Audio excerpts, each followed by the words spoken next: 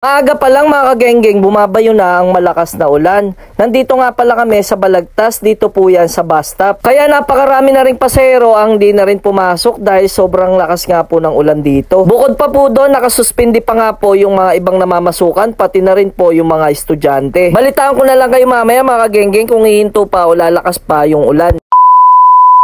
Pagkabalik nga po namin dito sa terminal ng Bulacan mga kagenggeng, wala na kaulan-ulan. Nakita ko nga po to si Mingming Tak tsaka si Lini na mukhang naligo sila. Dahil panay patuyo nila ng kanilang mga balahibo. Tapos nung nakita nila ako mga kagenggeng, natataranta sila at hindi na naman mapakali. Ganyan na ganyan po sila, nagpapahiwatig na parang mga gusto na nila kumain. Alam nyo mga kagenggeng, isang tawag ko lang sa kanila, talagang hindi na sila mapakali. Dahil nakilala na nila ako na ako yung tagapag-alaga nila. Gutom na nga sila kaya lang naubusan na nga pala sila ng pagkain. Tingnan nyo naman mga kagenggeng, lipad sila ng lipad. Ganyan po talaga kapag nakikita nila ako at lalapit ako dito sa tangke na yan. Kaya naman syempre ako mga kagenggeng di din makatiis. Kaya nagpunta na pala ako dito po sa bilihan ng mga patuka. Malapit nga lang po yan dito sa terminal. Pangalan nga po ng binilang ko ng pagkain ng Kalapate, Sikat Poultry and Pet Supply mga kagenggeng. Dito nga po ako bumibili dahil lahat po ng patuka kahit anong ibon meron po sila, pati na rin po sa aso at pusa. Ito nga po yung binili ko, kaya lang hindi ko naman alam kung anong tawag dito, pero naobserbahan ko na gustong gusto po ng ating mga alaga yan.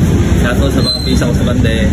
Meron nga rin po pala silang tindang mga gamot o kahit anong vitamins po para sa manok at kalapate. Ayan mga kagenggeng, nakabili na nga pala tayo ng patuka ni Mingming Tak tsaka ni Lini. Siguradong mabubusog at matutuwa na naman sa atin yun. Yung mga kalapate na yun, hindi naman talaga sa akin, kaya gustong hingin ng marami. Kaya naman kasing nag-aalaga ng mga panahong hindi pa sila kumakain, nung hindi ko pa sila napapansin. Ayan mga kagenggeng, nandito na rin tayo sa terminal. Diretso na nga po pala tayo sa mga kalapate natin. Dahil sa malamang ikot na nang ikot yung mga yon, kakahanap sa akin. Hindi nga po ako nagkamali dahil pagkadating ko nga po dito sa tangke, ayan, at sinalubong na nga po tayo nitong tatlong alaga natin. Sa totoo lang mga kagenggeng, malalambing at hindi naman mahilap ang ating mga kalapate. Sadyang hindi lang sila sanay na hawakan sila ng tao. Tingnan nyo naman, sumusugod pa si Tak mga kagenggeng. Talagang gutom na sila. Syempre hindi na naman ako makakatiis, kaya papakainin na natin sila ng marami at bubusugin natin sila mga kagenggeng. Pinakawalan ko na nga rin po dyan si Rose, anak po ni Mingming tsaka ni Tak. Ayan, napakalaki na nga po niya. Ako na nga po ang naghandpid kay Rose simula nang mamatay yung kapatid niya. Dahil hindi na rin siya sinubuan at pinakain ng mga magulang niya. Kaya ayan, at napakalaki na nga pala niya mga kagenggeng. Sa mga oras na yan, naninibago pa siya dahil kagagaling niya nga lang po sa kulungan. Ito naman tatlong alaga natin, si Mingming Tak tsaka si Lini, busy sa pagkain dahil talaga nagutom nga po sila. Hindi nga po sila bumaba dahil umuulan magdamag, pati na rin po kaninang madaling araw. Kaya kondisyon silang kumain. Tignan nyo naman po yung butsin nila, ang lalaki, parang nauuhaw na sila, kaya lang diretso pa rin sila sa pagkain. Pagkatapos ko po silang pakainin, oras na para linisin naman po ang ating bus na si Bruno habang maraming bus. Shoutout nga po sa solid followers natin, kay Sir Denly J. Villafuerte, pati na rin po kay Ma'am Clang and Victorio. Maraming salamat po sa inyong suporta. Dito ko na nga rin po pala tinatapos ang aking video. Huwag po sana kalimutan mag-follow, like, and share. Maraming salamat po sa inyong suporta. Ingat po tayong lahat. See you in my next vlog. Bye-bye!